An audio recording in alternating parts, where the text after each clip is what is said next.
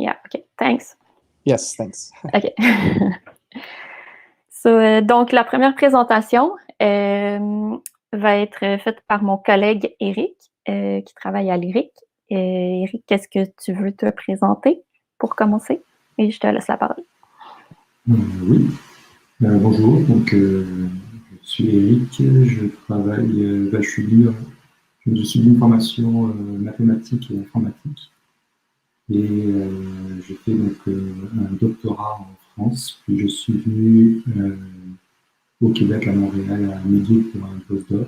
C'est là que je me suis formé à une analyse de données de séquençage haut débit.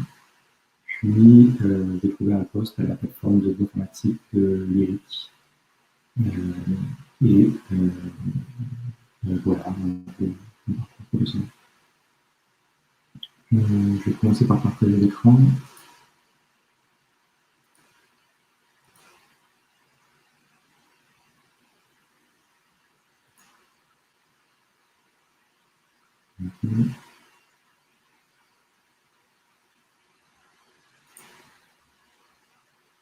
Normalement, vous allez voir correctement la présentation. Oui. Voilà. Donc, depuis que je suis à l'IRIC, je travaille pour le projet Le Cégène. C'est un gros projet pour lequel la plateforme a développé plusieurs softwares. On a peut-être un petit peu de misère à t'entendre, par exemple. Je sais pas si tu peux parler plus fort. Je peux me parler plus fort, que je peux rapprocher potentiellement. Est-ce que c'est mieux comme ça? Oui, c'est pas mal mieux. Merci. Ok. Donc, pour le projet Le Cégène, la plateforme a développé plusieurs logiciels, notamment Mystique et KN. Aujourd'hui, je vais vous présenter le dernier, qui est EPSI, qu'on a développé pour essayer d'améliorer la détection de biomarqueurs dans les leucémies.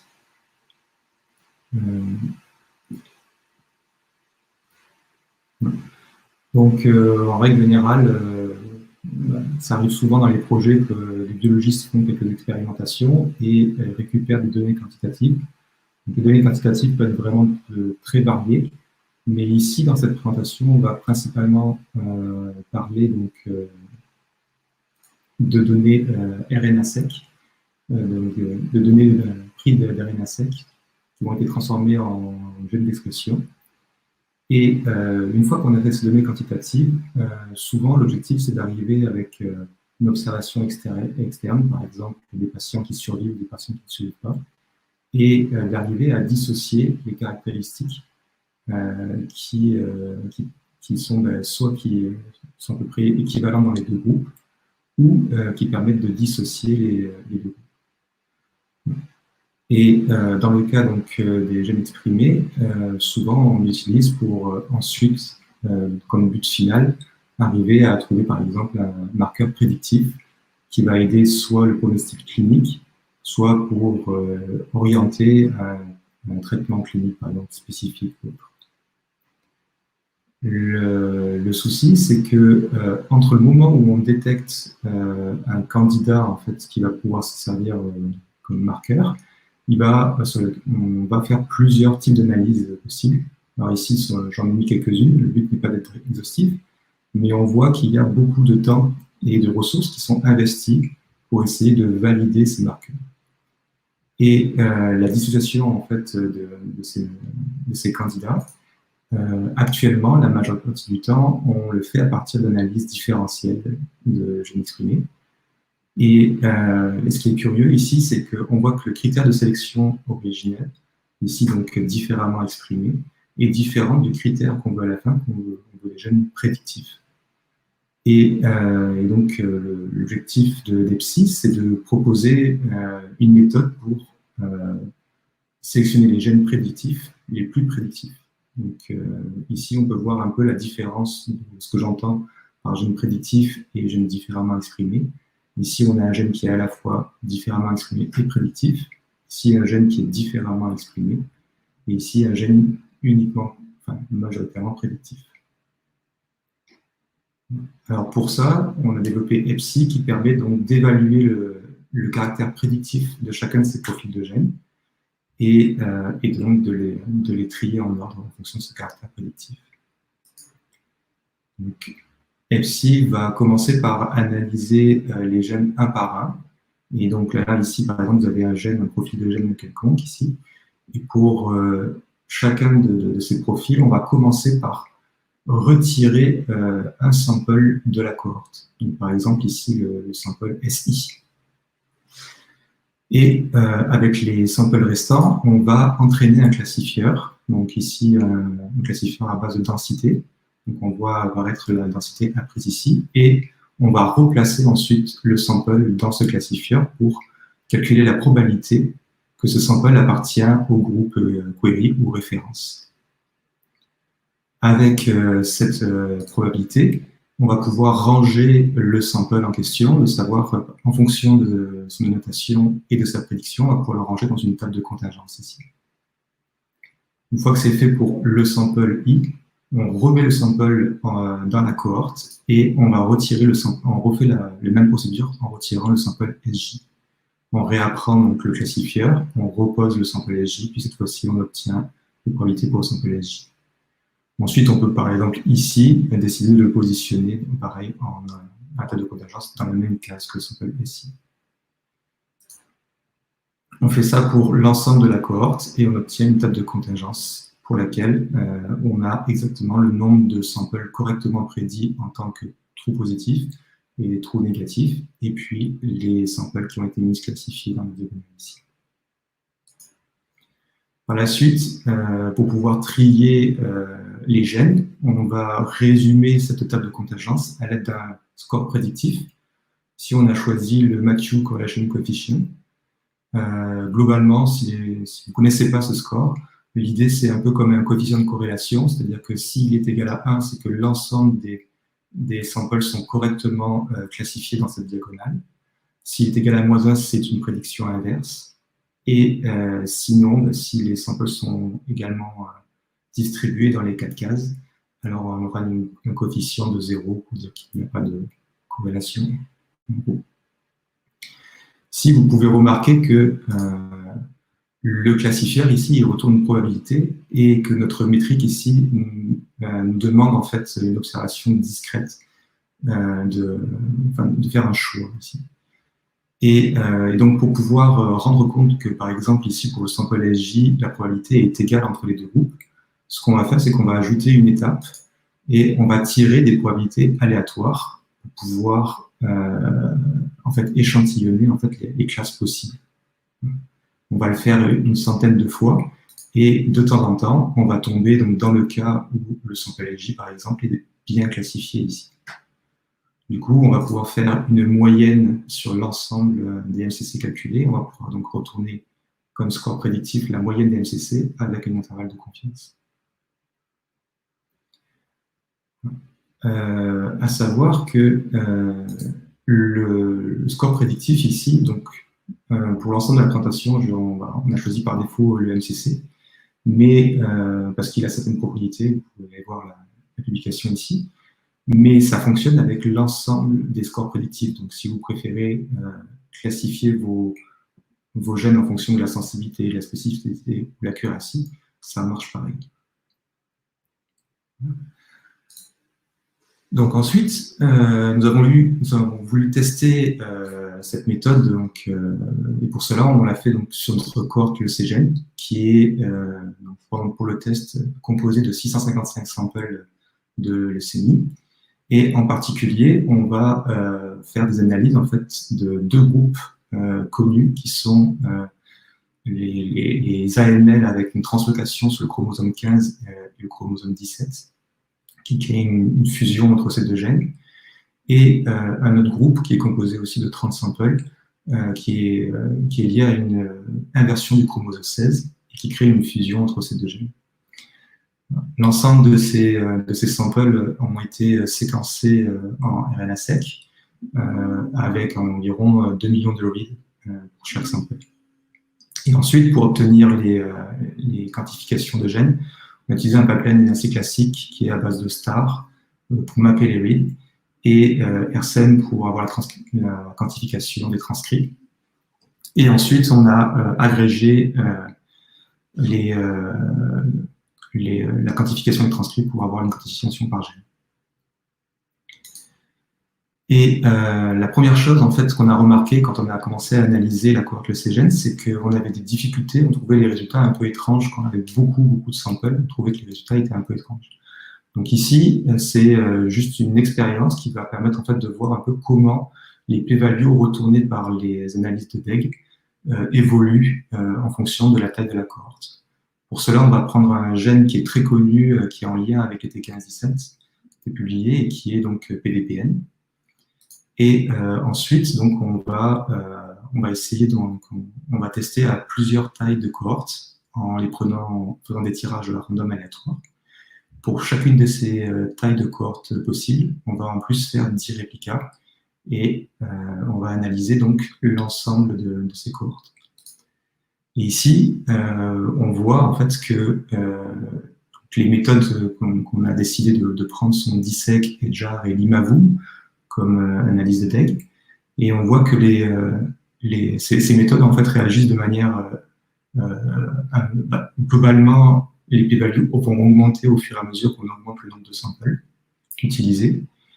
Et par la suite, on voit aussi que plus il y a de samples, plus la p-value retournée peut être variable. On les voit avec ces barres d'erreur ici.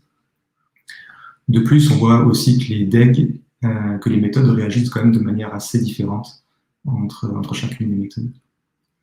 Et le premier avantage qu'on voit avec EPSI, c'est que avec une cohorte très petite, comme prévu, en fait, on a une mesure qui serait assez variable et très instable. Mais dès qu'on va commencer à ajouter de l'information et augmenter le nombre de samples qu'on va analyser, la mesure va se stabiliser et on va à chaque fois utiliser plutôt l'ajout de nouvelles informations, donc l'ajout de nouvelles samples pour réduire en fait la variabilité de la mesure. Alors ça, c'est pour un gène qui est très connu, et donc on voit ici en pointillé, je mets les cutoffs, on va dire arbitraires, qui est souvent utilisé, donc 0,01 pour la p-value ajustée. Puis bon, pour le MCC, on a pris 0,2. On reviendra sur les choses un peu plus tard. Mais on peut aussi regarder un deuxième gène qui, lui, a priori, pas différent, enfin, qui semble moins intéressant à prendre comme candidat potentiel pour devenir un biomarqueur. Et on voit qu'en fait que le processus de la p-value qui augmente au fur et à mesure est aussi vrai en fait avec ce gène-là. Au contraire, avec le EPSI, en fait, on voit toujours qu'on a une grande variabilité au début parce qu'on a peu d'informations. Et dès qu'on arrive à avoir suffisamment de samples pour pouvoir avoir une mesure stable, on voit que cette mesure, elle est conservée au fur et à mesure, même en ajoutant de nouveaux samples. Donc, bien sûr, ici, on peut voir quand même que même si les p-values augmentent dans les deux cas de ces deux gènes, on peut voir quand même que elle n'augmente pas à la même vitesse ici. On voit ici qu'on va de 0 à 10, puis ici de 0 à 200. Il ne reste pas moins que à chaque fois, essayer de changer sa grille de lecture, à chaque fois qu'on ajoute de nouveaux samples, ce n'est pas évident. Ce n'est pas une tâche facile à faire. Donc, ça, ce sont les observations pour ces deux gènes, mais ici, on peut voir à l'aide de ces volcanoplots que les observations faites sur les deux premiers, sur ces deux gènes, sont vraies pour l'ensemble des gènes analysés. Et la chose assez remarquable ici, c'est que si on place un cutoff classique à 0,01, ici on voit qu'à partir d'un certain nombre de samples, on voit que pratiquement aucune fois, en fait, on va observer des gènes qui ne valident pas l'hypothèse nulle de ces méthodes à base de statistiques, c'est-à-dire que, a priori, que tous les gènes seraient différemment exprimés, à condition qu'on ait suffisamment de samples pour observer la différence en question. C'est-à-dire qu'à tout moment, on devrait pouvoir, ce que semblent dire ces résultats, c'est qu'à tout moment, on pourrait voir une différence. Elle serait peut-être petite, mais il y aurait une différence d'expression entre les deux groupes pour chacun des gènes. Ça, c'est un peu embêtant parce que c'est du coup, en fait, l'information que ça donne est de moins en moins utile au fur et à mesure qu'on rajoute le nombre de samples. À l'inverse, avec EPSI, on voit que EPSI en fait, utilise à chaque fois l'ajout de samples pour augmenter la précision de son analyse. Et on voit à l'inverse qu'en fait, c'est avec des petites analyses, de petits groupes de samples, que ici, on se retrouve avec des valeurs négatives et des vocalopodes où en fait, le MCC retourné a une grande variabilité. Ici, on voit ça ici. Et donc, c'est ce qu'on voit. Et donc, on va y revenir un peu plus tard, mais le fait de voir apparaître ici beaucoup de MCC négatifs, ça vient du fait qu'il n'y a pas assez de samples pour pouvoir généraliser l'apprentissage. Et le classifieur qui est utilisé, qui est appris à chacune des étapes, en fait, surapprend les samples présents. Il n'arrive pas à généraliser, et c'est pour ça qu'on voit apparaître des MCC négatifs. Donc, pour résumer, avec cette expérience de sous-échantillonnage, ce qu'on a pu voir, c'est que on pouvait donc fixer un seuil fixe avec le MCC qui permettait d'analyser la cohorte, peu importe la taille de cette cohorte. Et ça va beaucoup nous aider pour pouvoir interpréter les résultats par la suite. Et à contrario, avec les DEG analysis, on voit que les p-values vont évoluer à chaque fois en fonction du nombre de samples. Et malheureusement, pour ceux qui ont déjà l'habitude de faire ce genre d'analyse, trouver un seuil de p-value, c'est pas toujours une tâche facile. Et en plus, on va devenir de plus en plus restreint sur un critère qui semble secondaire par rapport à notre objectif final, qui est de trouver des marqueurs prédictifs. Et tout ça va rendre en fait de plus en plus difficile l'interprétation des résultats. Donc avant d'aller plus loin dans la comparaison entre les gènes prédictifs et les gènes différentiellement exprimés, je vais poser un cadre qui va permettre d'essayer de comparer de manière égale EPSI et les trois méthodes. Et pour ça, en fait, on va essayer de trouver des seuils qui vont rendre en fait la comparaison équivalente. Première méthode, pour ça, c'est de prendre juste le meilleur top de ces gènes. Donc pour ça, on peut donc regarder ici, ça c'est l'équivalent d'un Venn diagramme, et on peut voir que, par exemple, l'Imavum détecte ici 9 gènes spécifiques. Il n'y a que cette méthode qui détecte ce nombre de gènes. Et on peut faire ça en fait sur l'ensemble des méthodes ici. Ce qu'on peut remarquer d'un peu étonnant, c'est que EPSI semble être la méthode qui détecte le plus de gènes en commun avec chacune de ces trois méthodes, malgré le fait que ces trois méthodes, elles détectent des gènes très spécifiques à chacune d'entre elles. Voilà. Ça, c'est une méthode très simple, elle est souvent pas très satisfaisante, et donc on va essayer de trouver un moyen de trouver un seuil qui soit spécifique à chacune des méthodes. Pour ça, je vais utiliser en fait le false positive rate. Le false positive rate, c'est simplement c'est le nombre de samples ici qui est donc mal classifié par rapport à l'ensemble des samples true négatifs. Et donc ce false positive rate, on va le calculer on va l'utiliser sur une distribution nulle. Cette distribution nulle, pour la construire, on va le faire en analysant, en fait, faisant des analyses random, de design random, de comparaison random. Donc on va tirer en fait des designs de comparaison de manière aléatoire et ça va nous construire une distribution nulle. Ici, avec ces graphiques-là, par exemple, vous pouvez voir donc les meilleurs MCC calculés avec EPSI, puis ici les meilleurs p-values calculés avec DISEC sur les deux groupes qu'on souhaite comparer ici et sur les designs random ici. À partir de cette distribution nulle, on peut donc identifier des cutoffs qui vont être en fonction d'un pourcentage de false positive rate qu'on va tolérer. Donc, par exemple, si on tolère 0,1% de false positif, on va obtenir un cutoff ici, à ce niveau-là. On va plutôt augmenter ici, donc on va aller à 1 puissance 10 puissance 0.5 pour obtenir ce cutoff. Donc la même chose pour les 4 méthodes. Et quand on résume ça ici, donc on peut résumer toute cette expérience dans ce tableau-là, où on obtient donc, en fonction du pourcentage de IFDR, les cut-offs pour chacune des méthodes. Maintenant, si on revient à notre première expérience où on avait comparé PDPN avec ALM, et qu'on essaye de trouver un cut-off qui permet de dissocier ces deux cas, on voit ici que ce cut-off arrive à peu près à ce niveau-là de IFDR. Et on a un petit souci avec la comparaison avec Edgear, qui, quand on applique ce cut-off, trouve beaucoup moins de gènes en question. Puis si on revient en arrière, on voit ici que la méthode se compare un peu bizarrement. Donc, comme ici, je n'ai pas réussi à trouver un cadre qui permette de comparer les méthodes de manière égale, je vais retirer par la suite Edgear. Je vais juste me comparer à 17.2 et l'Imavum.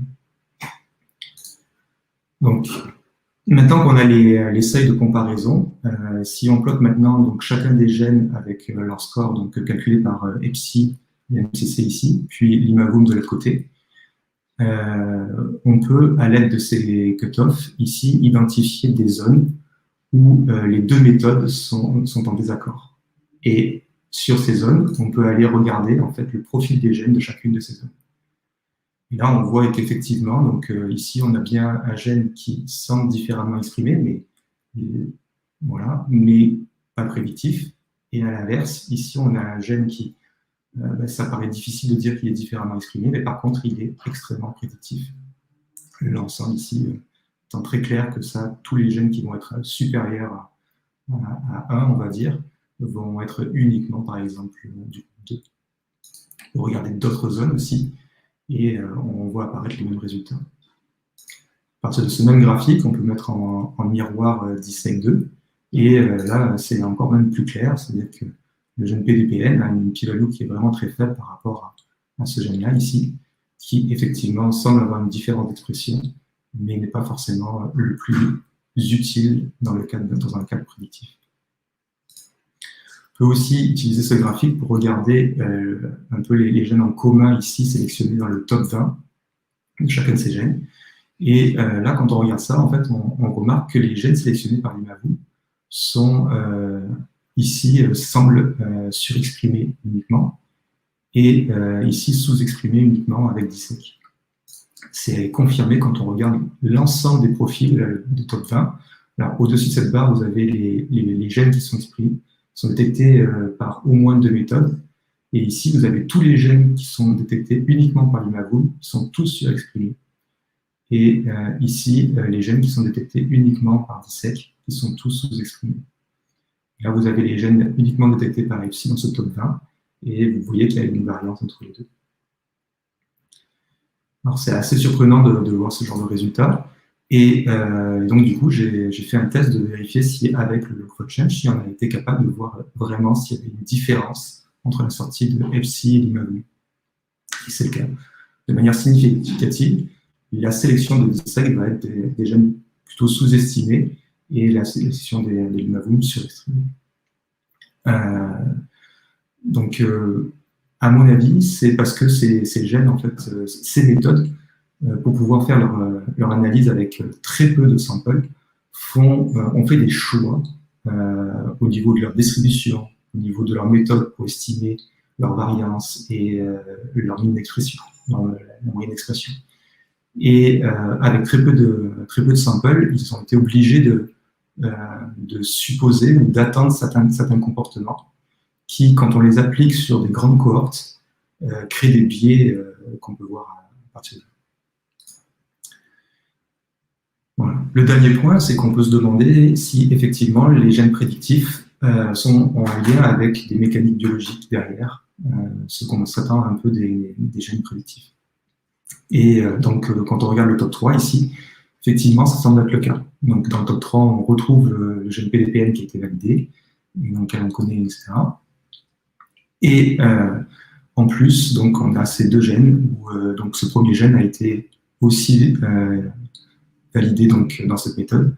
Et ici, on a apparemment, ce gène a été une fonction biologique pour le cancer pancréatique. Pour Platsen, par exemple, c'est pas encore connu, mais il faudrait peut-être potentiellement faire des recherches sur le sujet.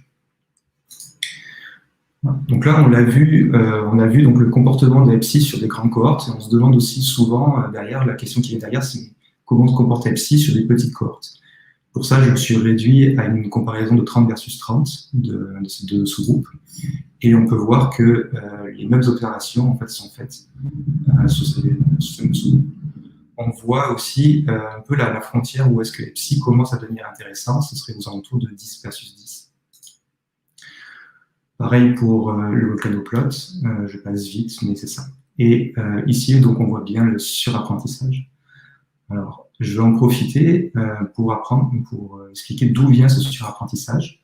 Si on revient à la méthode ici, le classifieur qu'on utilise pour pouvoir apprendre en fait, le modèle, c'est ce qu'on appelle un carnet density estimation. Si vous n'êtes pas familier avec ça, le but, c'est de prendre chacun des points et d'appliquer donc une marge ici, une taille de marge. Ça va permettre de créer donc une distribution pour chacun des points. On va l'accumuler, puis ça nous fait notre carte de densité. Le souci, c'est que le paramètre de bandwidth ici est super important parce que si ce paramètre est trop petit, on va donc se retrouver donc en surapprentissage ici. Et dans la méthode actuelle d'EPSI, donc pour pouvoir estimer ce paramètre spécifique à chacun des groupes, on utilise la méthode donc, de Scott, qui est donc une estimation assez grossière, qui fonctionne bien avec beaucoup de samples, mais dès qu'il y a un petit nombre de samples, ça devient plus difficile. C'est ce qu'on peut observer ici. Donc, ici, donc, on a un gène avec 30 versus 30, dans laquelle donc, le MCC retourné est de 0. C'est à peu près ce qui est prévu, mais dès qu'on tombe sur du 6 versus 6, on est en position de surapprentissage et le MCC retourné est un MCC négatif. Alors, on peut essayer de contrôler ce surapprentissage sur des petites cohortes en augmentant le minimum de bandwidth qu'on peut autoriser. Par exemple, quand on augmente de 0,5, on se retrouve de nouveau à avoir un apprentissage correct. Voilà. Donc, la question, c'est est-ce qu'on peut identifier quand est-ce qu'EPSI est en surapprentissage? Pour ça, j'ai créé deux tools graphiques de qualité contrôle qui permet donc de voir la quantité de gènes avec une MCC négative et aussi la distribution des bandwidths calculés sur chacun des sous-groupes et des gènes. Et là, on voit aussi apparaître donc le cutoff de mean bandwidth qui permet en fait de filtrer le premier bond de cette distribution qui est en général relié à du bruit. Et effectivement, quand on est sur des plus petits cohortes, on voit que le nombre de MCC négatif augmente. Et ici, on voit plus la différenciation. Et on voit qu'en augmentant le minimum bandwidth, on se retrouve avec une distribution qui est correcte. Et si on ajoute en plus le calcul de IFPR, on voit que les gènes qui sont intéressants sont au-dessus de 0,8. Voilà. Donc, pour résumer vite fait, donc on a vu comment créer un cadre pour pouvoir comparer EPSI et DEG à partir de cutoff. On a vu qu'effectivement, les gènes candidats sélectionnés par les PEG et les DEG étaient différents, et avec des propriétés différentes. Et je vous ai montré des résultats préliminaires pour essayer en fait, d'analyser des groupes de cohortes qui étaient plus petites que le CGE. Voilà. La méthode EPSI, il faut savoir, c'est que c'est une méthode générique. Et depuis qu'on l'a développée, on l'a testé sur d'autres types de données, comme les intensités d'expérience de masse spectrométrie, mais aussi un pourcentage de splicing qui venait de la méthode MATS, qui permettait d'identifier des événements de splicing spécifiques entre chacun des sous-groupes de leucémie, et aussi sur des données de single cell. C'est ce que je vais vous présenter par la suite, ici. Donc, le problème des données single cell en général, c'est qu'on n'a pas le labelling. Le labelling vient après avec des analyses de clusters, de réduction de dimensionnalité et puis de clusterisation. Pour pouvoir comparer ici et j'ai utilisé un dataset un peu spécifique où, en gros, ils ont sélectionné les types de cellules à l'aide de marqueurs, par exemple les cellules qui sont CD34 positives. Donc il y a eu 10 séquençages spécifiques de chacune de ces types de cellules. Ici, donc on se retrouve avec ce dataset avec 95 000 cellules, avec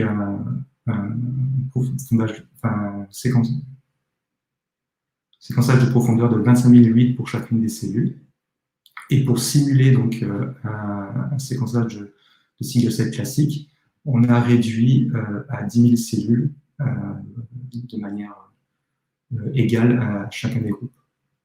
Et je vais vous présenter l'analyse en fait, des groupes CD34 versus tous les autres. Avec exactement le même type d'analyse que faite avec le RNA-seq, on peut faire exactement les mêmes graphiques. Et déjà, ce qu'on peut remarquer, c'est que les analyses classiques d'ELDEG dans leur implémentation sont limitées à partir d'un certain point. Tous les points arrivent à égalité ici. Donc, on n'est plus capable de dissocier au niveau des p-values. Puis, ça c'est juste un terme technique. Et sinon, très rapidement, on retrouve le marqueur sur lequel on a été sélectionné. Ici, c'est 34. Mais EPSI montre très clairement que le gène SOS4, ici en single cell, permet de mieux dissocier ce sous-groupe. Et on a aussi un cas intéressant où on voit une sorte d'expression moyenne, ici de HLA-DRA, qui est prédictif en fait des CD34 et qui est très bien détecté par EPSI et aussi par MassPrint. Et ce qui est intéressant avec ce jeu de données, c'est le cas de NPR3, ce gène-là ici, qui est connu pour être un marqueur prédictif des CD34. Pourtant, EPSI le note assez mal, ici avec un MCC inférieur à 0,1. Et en discutant donc, avec les biologistes et autres, j'ai appris que ce marqueur déjà avait été détecté donc, sur d'autres types de données, donc plutôt des micro-arrays, donc il a été validé sur des micro-arrays. Et en single cell, avec le faible nombre de couvertures, en fait, ce qui se passe, c'est que ce gène est très faiblement exprimé. Et il est très faiblement exprimé, mais il est à la fois très utile parce que ce qui est sûr, c'est que quand il est exprimé, on est sûr qu'on est en du CD34. Et donc l'analyse des données de single cell, à l'aide avec un UMAP ici, on n'a pas besoin de connaître tous les points pour savoir ensuite qu'on est identifié. Il suffit d'en avoir quelques-uns qui montrent à peu près le rayon. Et donc, c'est pour ça qu'on utilise notamment ce gène NPR3 pour pouvoir détecter le cluster de C34. Mais pourquoi donc EPSI ne le détecte pas, celui-là? C'est parce que on s'intéresse, avec le score de MCC, on ne s'intéresse pas qu'uniquement aux phases positives. On regarde aussi les phases négatives ici, qui sont très nombreux. Et c'est pour ça qu'avec le MCC, ce gène-là est extrêmement pénalisé. Donc, il faut bien comprendre qu'avec ce gène-là, en fait, on a seulement la moitié de la réponse. C'est-à-dire que s'il n'est pas exprimé, on ne peut pas dire si c'est des CD34 ou non. Mais s'il est exprimé, on va pouvoir, là, on est sûr à 100% que ce sont des CD34. Et ici vient, en fait, un peu le point important ici, c'est que en fonction de l'utilité qu'on a et de l'utilisation qu'on va avoir, en fait, de nos marqueurs prédictifs, il est possible que des scores prédictifs soient plus efficaces pour les détecter que d'autres. Donc, par exemple, NPR3 va être beaucoup plus facile à détecter en faisant avec un score prédictif qu'on appelle positive predictive value, qui est calculé uniquement sur le nombre de trous positifs divisé par le nombre de trous positifs et de phases positives, ce qui va nous donner 1. Et c'est l'équivalent aussi pour NCR2 qu'on avait vu un peu plus tôt avec le C-gène, qui était détecté par DISEC, et qui est, lui, en fait, un très bon gène prédictif, mais de manière négative, predictive value. Dès qu'il est exprimé, on sait que ce n'est pas des T15-17. Par contre, quand il n'est pas exprimé, on ne sait pas, on n'est pas capable de faire. On en revient donc à la première diapo, qui est qu'il est très important d'identifier l'objectif dans lequel on va vouloir utiliser ces scores prédictifs. Parce que faire une sélection sur un critère qui n'est pas le critère qu'on va être derrière, ce sera toujours une sélection en fait sous-optimée. L'autre moyen de voir ça aussi, c'est que EPSI à l'aide de ces différents scores prédictifs, va permettre en fait de savoir dans quel cadre ce gène va être utile. Avec un MCC élevé, il va être utile dans tous les cas. Avec un score prédictif positif, on va pouvoir utiliser seulement cette prédiction que dans un cadre spécifique de clinique. Voilà. J'en ai fini pour la présentation et donc j'aimerais remercier le projet LeCGEN et les membres qui composent ce projet, qui ont soutenu le développement de ce logiciel. Il y a énormément de laboratoires à l'IRIC qui soutiennent ce projet. Et puis aussi donc remercier mes collègues à la plateforme qui ont entendu parler d'EPSI depuis de nombreuses années et qui ont été patients de m'entendre parler de ce projet jusqu'à arriver à son terme. Et j'aimerais remercier mon bug pour m'avoir invité pour présenter EPSI. Voilà. Vous pouvez poser vos questions si vous voulez.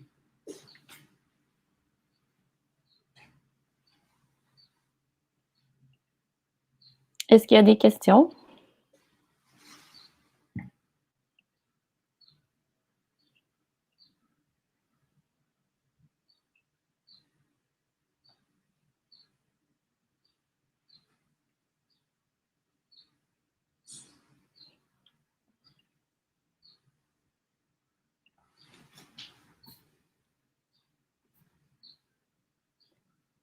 Donc, ce que tu nous montres sur la page ici, Eric, c'est que le logiciel il est accessible?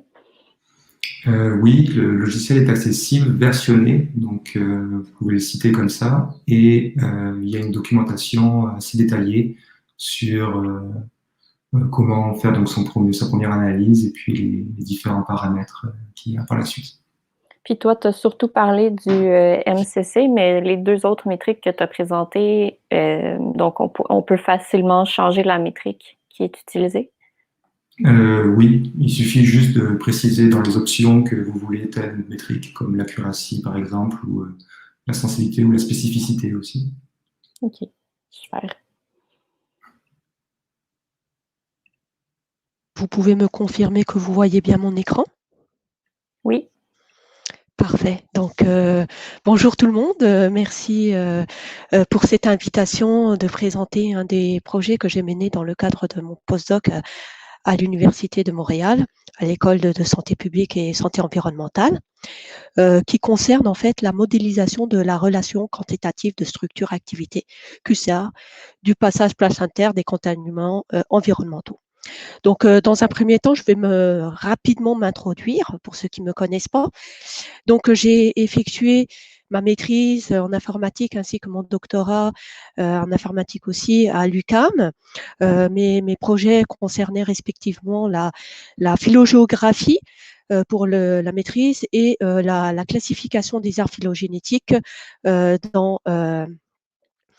dans mon doctorat d'ailleurs qui a été, j'avais présenté dans le cadre de mon bug aussi.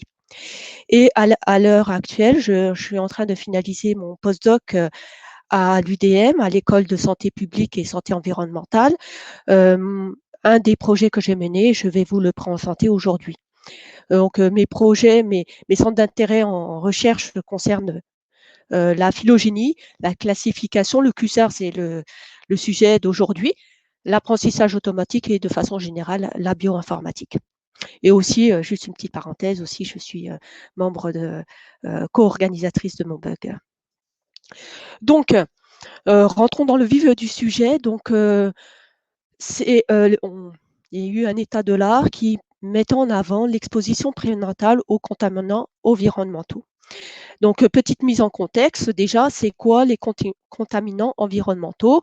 Il s'agit de substances de l'environnement susceptibles de nuire au développement de l'espèce humaine, de l'homme.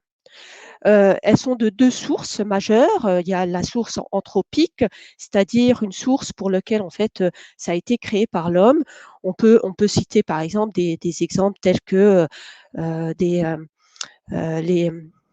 des déchets industriels, des déchets domestiques, les pesticides par exemple, mais aussi ça peut être aussi des sources naturelles telles que des organismes générés par l'organisme lui-même. Leurs conséquences sont soit des effets aigus ou chroniques. Donc maintenant, dans le cadre de ce projet, on s'est intéressé quel était l'impact de ces contaminants environnementaux chez l'humain et particulièrement lors du développement du fœtus, donc durant la grossesse. Donc, il y a un constat qui a été fait, c'est qu'il y a présence de contaminants dans le sang au cordon. Ça, entre autres, par un scandale que je vous en ai évoqué dans quelques instants, qui l'a démontré clairement. Il y a aussi la capacité des molécules toxiques à franchir la barrière placentaire, mais aussi il y a eu des conséquences néfastes de ces contaminants. On parle de court terme et de long terme. Donc, court terme, entre autres, les effets tératogènes, tels que l'embryogénèse, morphogénèse, orgagénèse, mais aussi à longue durée, on parle vraiment dans le rôle de développement des maladies à l'âge adulte. Entre autres, en fait, elles s'inscrivent clairement dans la programmation fœtale. Excusez-moi, je n'ai pas mis mon chrono. Le voici. Donc, comme je vous l'ai expliqué, ceci a été clairement identifié lors d'un scandale, ce qu'on appelle le scandale de thalidomide, excusez-moi, en 1960.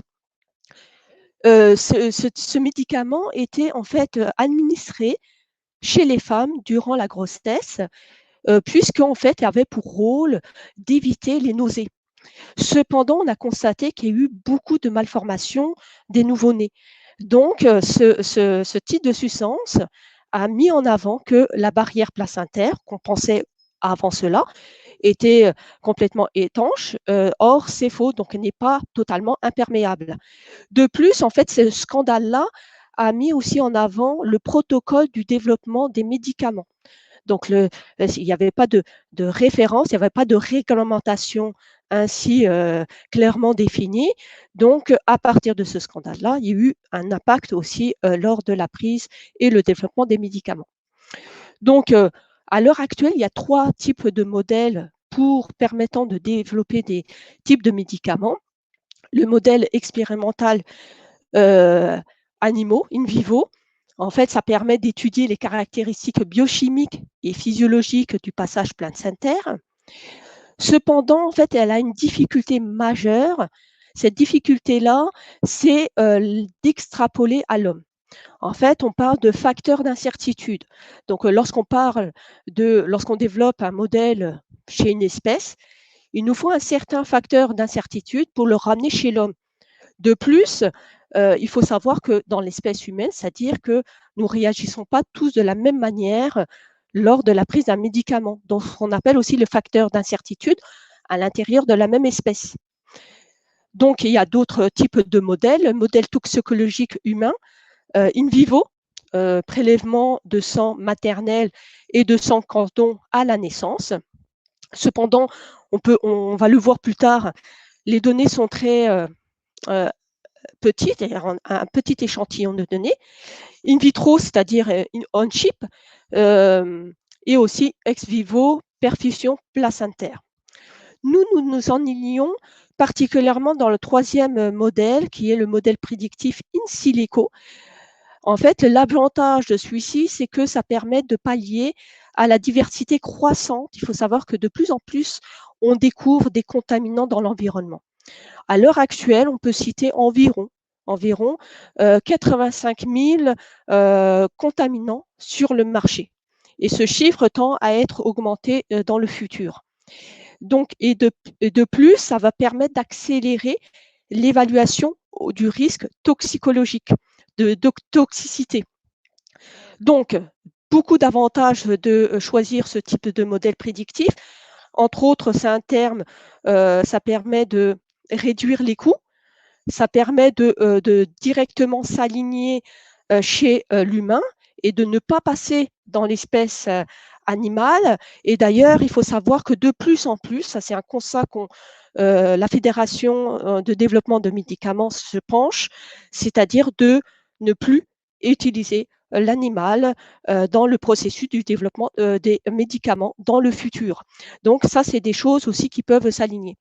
Et aussi, c'est quelque chose qui va permettre d'accélérer la connaissance en termes de prédictif. Alors, donc déjà, première des choses, la modélisation de la relation quantitative de structure, activité, ce qu'on appelle habituellement QSAR, c'est un modèle mathématique qui associe la structure d'une molécule à son activité biologique. D'ailleurs, ici, je ne vais pas m'attarder particulièrement parce que vous allez voir indirectement derrière cela, ça ressemble pas mal à ce que vous avez l'habitude de voir, l'apprentissage automatique, c'est-à-dire division des données par la phase d'apprentissage, c'est-à-dire sur un jeu de données connu, en moyenne de 60 à 90% des données, ça c'est classique, ça va nous permettre ainsi de développer ce modèle mathématique. Juste une petite parenthèse, d'ailleurs, ça va à chaque fois me permettre de rebondir sur la présentation de Eric qui a été donnée juste avant.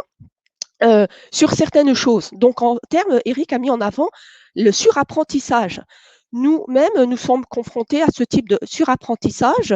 C'est lorsque, en fait, le modèle apprend par cœur les données. Mais aussi, en fait, dans notre discipline, le sous-entraînement n'est pas négligeable. Parce que vous allez le voir dans un instant, on n'a pas beaucoup de données et il peut s'agir en fait d'un modèle de sous-entraînement. Pour éviter ça, on réalise les cross-validations et entre autres, on fait ce qu'on appelle le leave one out.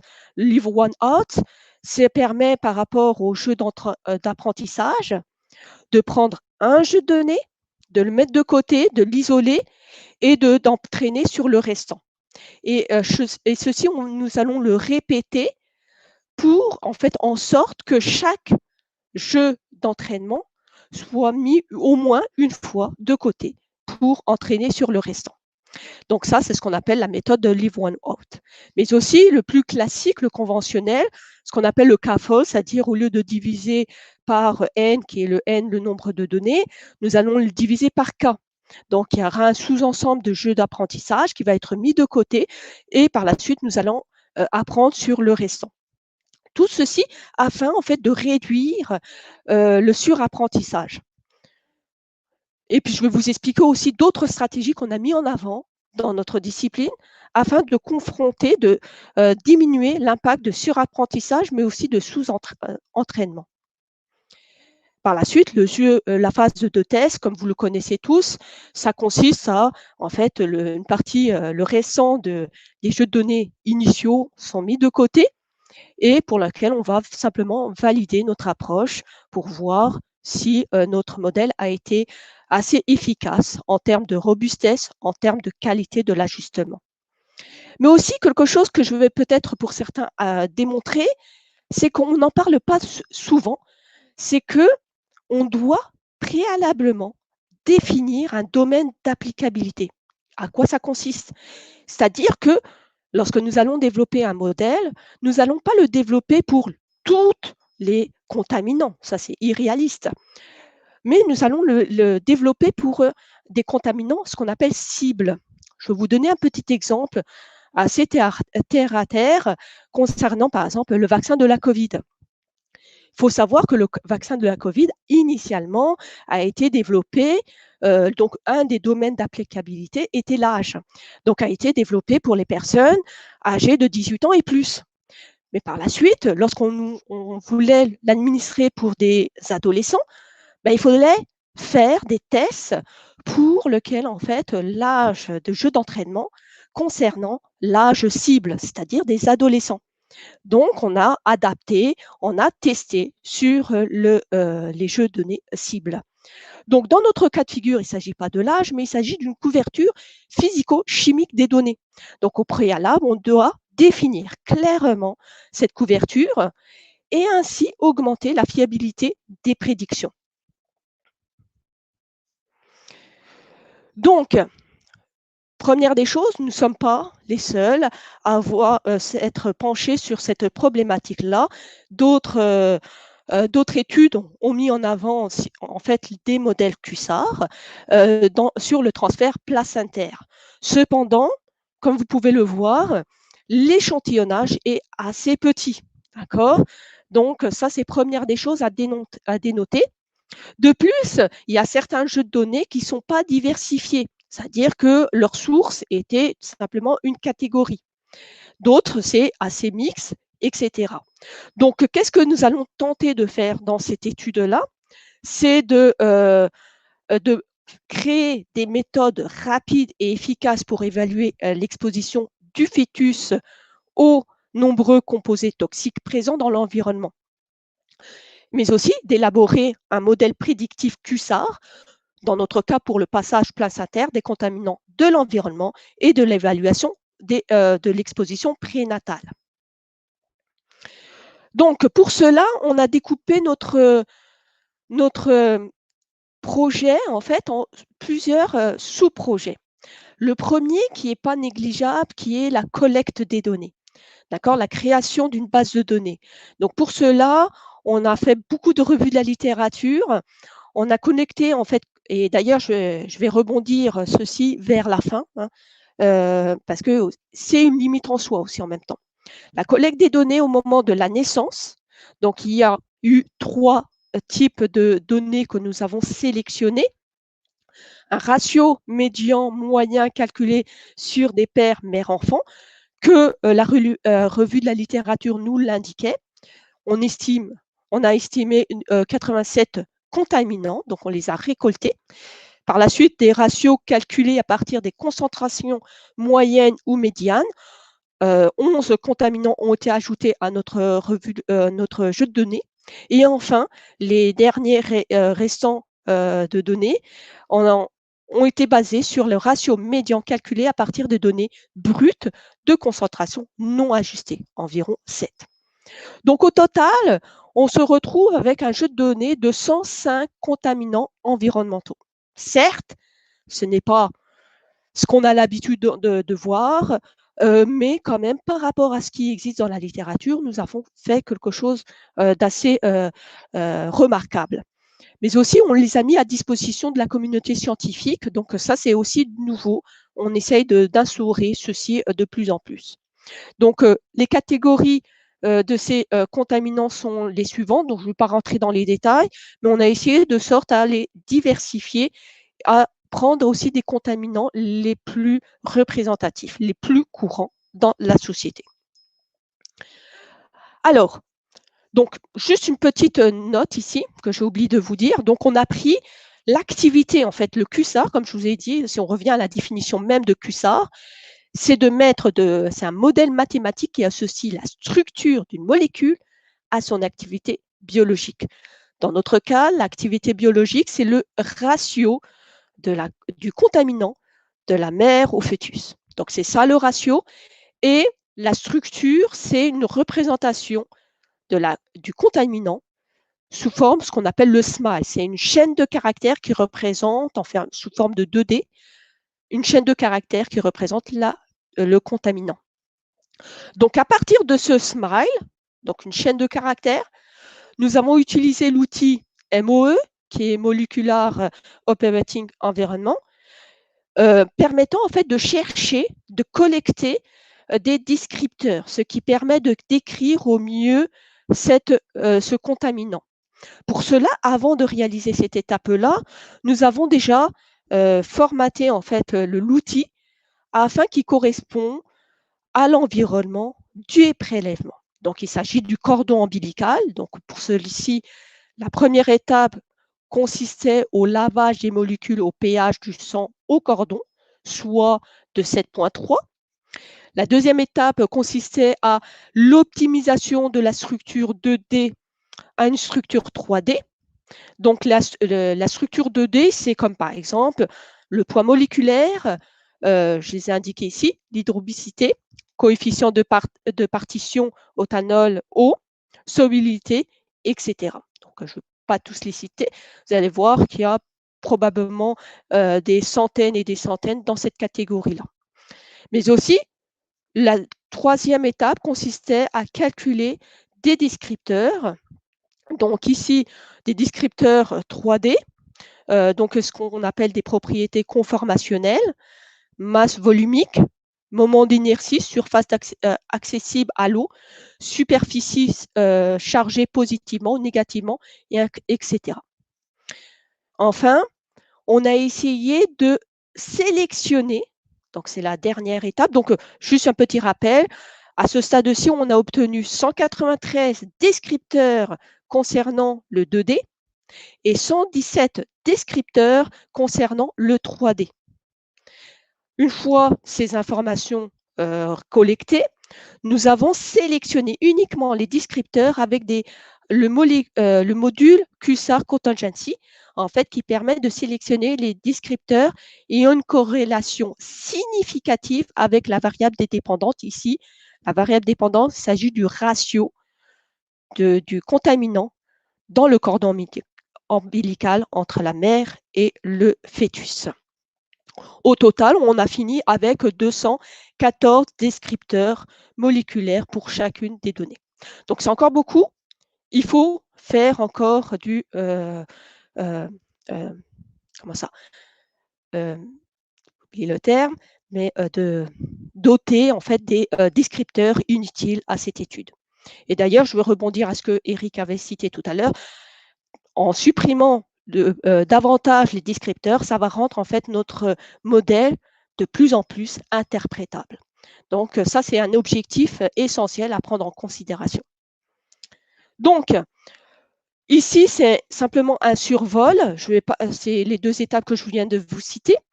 Mais aussi rapidement, ça c'est quelque chose qu'on a l'habitude de voir, la séparation entre le jeu d'entraînement et le jeu de validation externe. C'est à peu près du 80-20. Initialement, nous avons fait de façon aléatoire cette séparation. De façon aléatoire, nous avons mis 80% dans le jeu d'entraînement et 20% dans le jeu de test. Cependant, parfois, l'aléatoire ne fait pas bien les choses. Donc, on n'a pas fait le côté aléatoire. Nous avons divisé de sorte à ce que le jeu d'entraînement soit le plus diversifié. Ce qu'on appelle le fingerprint, c'est-à-dire qu'il doit être représentatif de l'ensemble de nos données pour éviter en fait que trop d'outliers, que subitement trop de données aberrantes se trouvent dans nos jeux de test. Comme il s'agit d'un petit jeu de données, donc ça c'est quelque chose de prédominant à réaliser.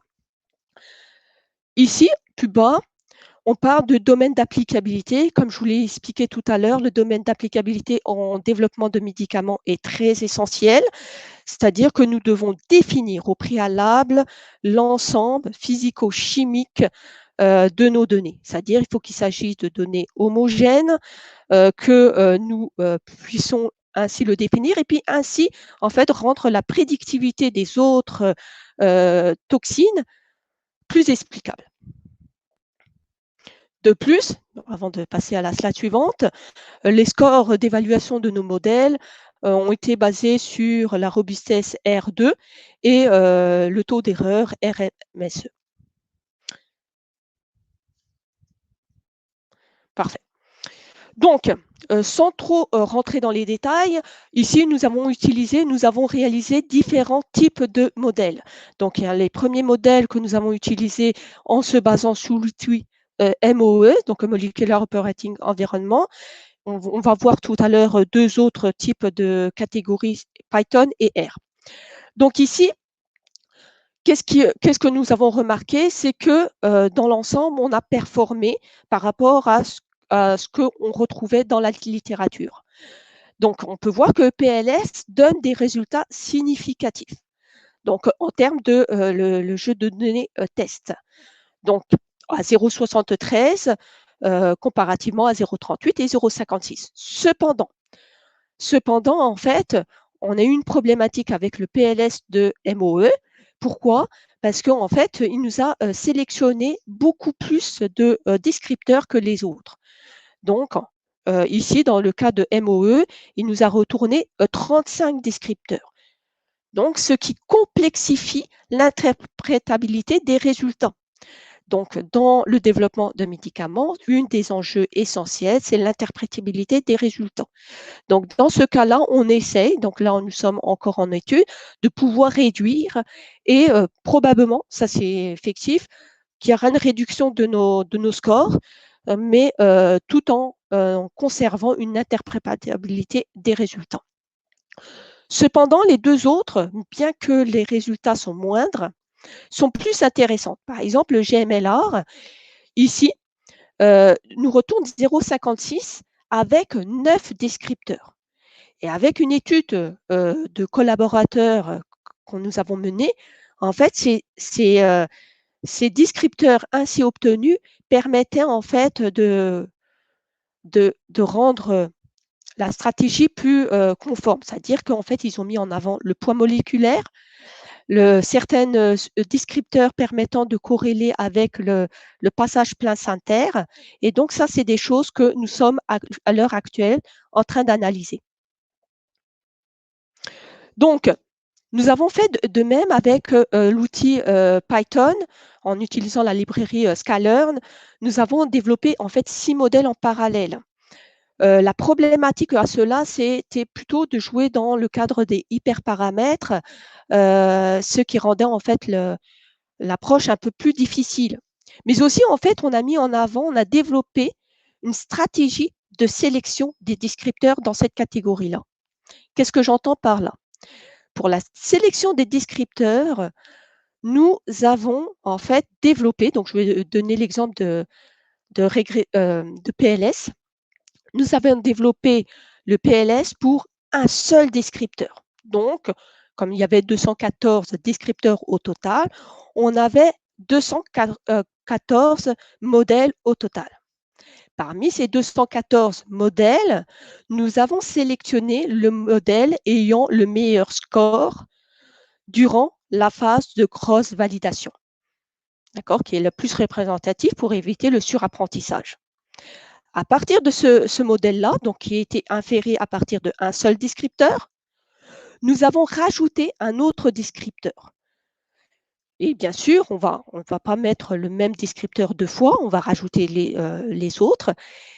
Et donc ça va nous donner un modèle à 2 descripteurs, et ainsi de suite. Et parmi ces descripteurs ce modèle à 2 descripteurs, nous avons sélectionné le meilleur en termes de R2 durant la phase de cross-validation. Et ainsi de suite. Donc, ça nous a donné des courbes.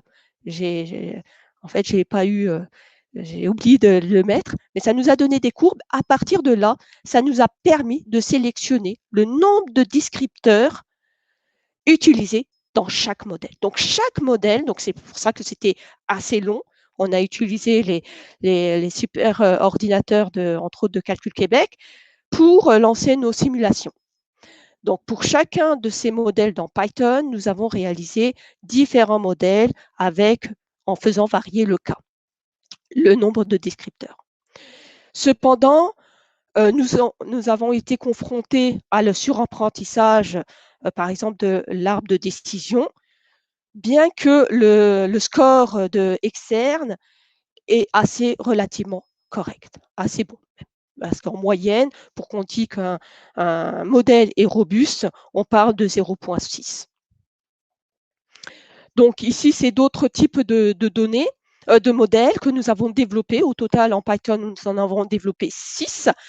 Et donc, de ce même, on a mis en avant que ElasticNet avait donné des meilleurs résultats. Donc, les résultats en termes de R2 externe était de 0,61. Et enfin, le dernier modèle que nous avons développé, parce à la littérature, nous avons mis en avant aussi qu'il ne fallait pas choisir simplement un seul modèle, mais la combinaison de différents modèles, ce qu'on appelle ensemble technique, et aussi nous avons utilisé la librairie SuperLearner. Donc, c'est une méthode de combinaison optimale de modèles selon leur poids dans la prédiction. Au total, ici, il nous a fallu 6 modèles de régression linéaire pour établir ce super apprentissage. Donc, selon les caractéristiques, selon les descripteurs, certains modèles étaient plus performants que d'autres. Donc, les résultats sont illustrés ici. L'avantage que ça, c'est que ça réduit significativement le nombre de descripteurs et ça rend notre modèle ainsi plus interprétable. Donc, en moyenne, on estime environ à n sur 7 le nombre de descripteurs qu'on veut avoir. Donc, le n, c'est le nombre de données. Enfin, l'autre approche qu'on ne doit pas ignorer, c'est le domaine d'applicabilité. Le domaine d'applicabilité, comme je vous l'ai expliqué, c'est quelque chose de très important, c'est-à-dire qu'on doit définir clairement l'homogénéité de nos données. Donc, le domaine d'applicabilité se définit dans le jeu d'entraînement, alors que dans le jeu de test, on ne parle plus de domaine d'applicabilité, mais on parle de données aberrantes. Donc, ça, c'est deux choses différentes. Donc, nous avons utilisé en fait l'approche par standardisation implémentée par Roy et Hall en 2015. Donc, le tout se trouve en open source que voici. Donc, la méthode, c'est standardiser les descripteurs de toutes les molécules, la comparaison des valeurs standardisées à la valeur de 3, donc c'est la valeur standard d'écart type de part et d'autre de la moyenne, zone où doivent se trouver environ, ça c'est une estimation, 99,7% des données suivant une loi normale. Donc nous l'avons appliqué à nos jeux de données. Nos résultats, en fait, excusez-moi, cette figure ici, là, c'est à titre de représentation. Donc ici, on peut voir ce qui est représenté en point noir représente le jeu d'entraînement et les cercles blancs représentent la validation. Ici, on peut voir que dans le jeu d'entraînement, pour ce jeu de données fictif, on avait deux jeux de données qu'on appelle d'applicabilité domaine, c'est-à-dire en dehors du domaine d'applicabilité, ils ne sont pas homogènes au restant, alors que les données de validation qui sont en blanc ici, vous voyez que le point 83 représente cette fois-ci une jeu de données aberrante, une donnée aberrante, outlier. Dans notre cas d'étude, nous avons fait, en fait, on a obtenu une seule valeur aberrante et aucune valeur hors du domaine d'applicabilité. Ceci peut s'expliquer au fait que nous avons diversifié, nous avons séparé nos jeux de données tests et entraînement de sorte à ce que le jeu d'entraînement soit le plus diversifié. Hein, ça, c'est très important de retenir. Donc, en discussion, qu'est-ce qu'on peut remarquer? C'est que nos modèles, par rapport à ce qui a été obtenu dans la littérature, sont plus probants. Donc, ils sont meilleurs résultats de validation interne et externe, bien que certaines méritent sont absents dans la littérature, comme Higuchi et Hall de 2015. On ne voit pas de données lors de l'entraînement. Nous voyons uniquement le cross-validation et le jeu de test. Et bien sûr, en fait, la base de données que nous avons utilisée, on a essayé qu'elle soit le plus diversifiée, incluant plus de contaminants environnementaux. Ça, c'est quelque chose qu'on a essayé. Ça a pris du temps, plusieurs mois, voire presque une année, travailler sur ça. Donc, les molécules du jeu de test couvertes dans le domaine d'applicabilité renforcent, en fait, comme je l'ai expliqué tout à l'heure, la fiabilité des prédictions de composés n'ayant pas participé au développement du modèle QSAR. Donc, en conclusion, nous avons élaboré, donc c'est un premier jet d'un modèle QSAR robuste, ajusté et de haute prédictivité sur l'estimation du transfert placentaire et l'évaluation du risque d'exposition fétale. Les méthodes prédictives in silico prometteuses pour la quantification de l'exposition fétale à partir de la concentration sanguine de la mère. Comme je vous l'ai expliqué, en fait, aussi, n'oubliez pas l'enjeu des méthodes prédictives in silico c'est aussi de ne plus pouvoir en fait d'utiliser les animaux dans le développement des médicaments. Ou en tout cas, du moins, dans une première étape, c'est plutôt de diminuer l'utilisation des animaux dans le développement des médicaments.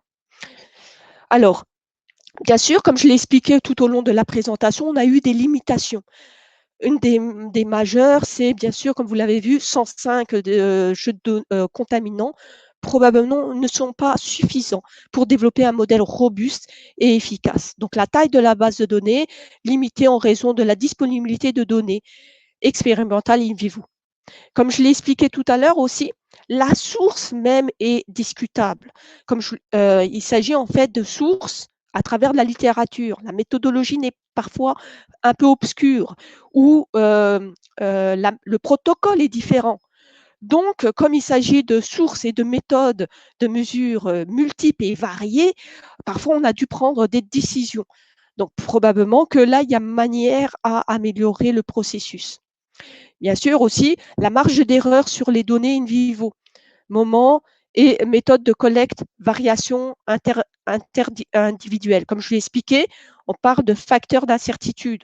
Donc, il y a la facteur d'incertitude entre les espèces et facteurs d'incertitude à l'intérieur des espèces. Donc, ça, c'est à prendre en considération. Et bien sûr, la possibilité d'améliorer les futurs modèles QSAR en augmentant le volume de données utilisées. C'est pour cela qu'on lance un jet qui est une première en toxicologie, c'est-à-dire que le petit jeu de données est disponible à la communauté scientifique à travers la plateforme GitHub, ainsi que les différents scripts, pour pouvoir ensuite accroître ce travail. Donc, à l'heure actuelle, nous nous penchons sur l'approche de sélection des descripteurs pour rendre en fait nos modèles le plus interprétables. Donc ici, c'est les références que j'ai utilisées pour mener cette présentation. Je remercie bien sûr le chercheur principal, Marc-André Werner, les collaborateurs, mes collègues de laboratoire, mon bug aussi de me donner l'opportunité de présenter cette présentation d'aujourd'hui et bien sûr l'institution Université de Montréal pour l'octroi du postdoc. Merci. Je ne sais pas s'il y a des questions. Nadia.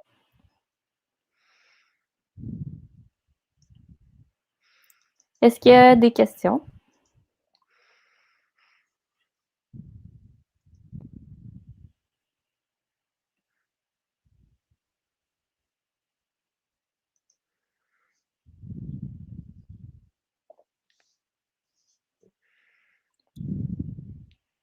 Moi, j'en ai une. Combien de temps ça a pris préparer les données versus développer les modèles?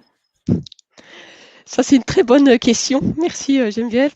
En fait, oui, ça nous a pris beaucoup plus de temps pour collecter les données versus environ, comme je l'ai expliqué tout à l'heure, à peu près une année. Une année de collecte de données.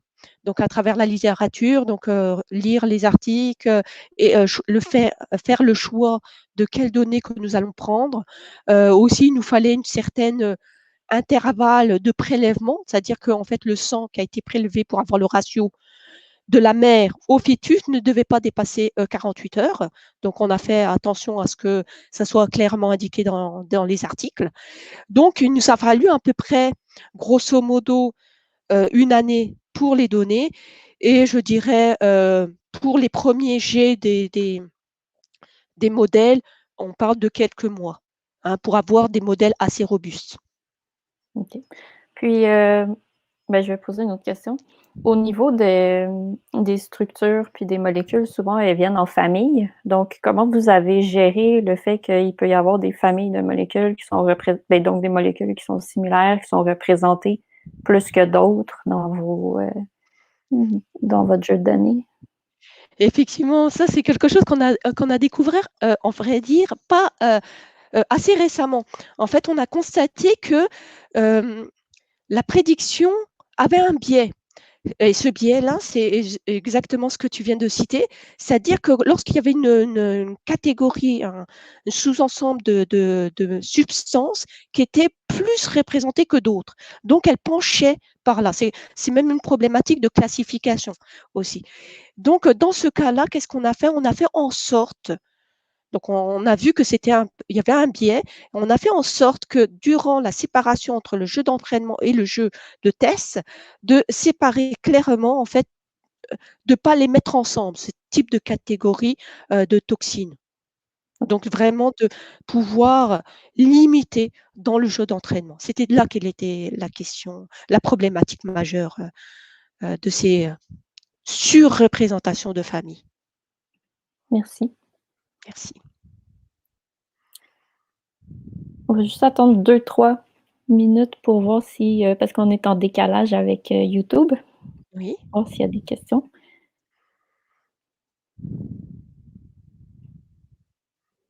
Mais j'en profite pour te dire merci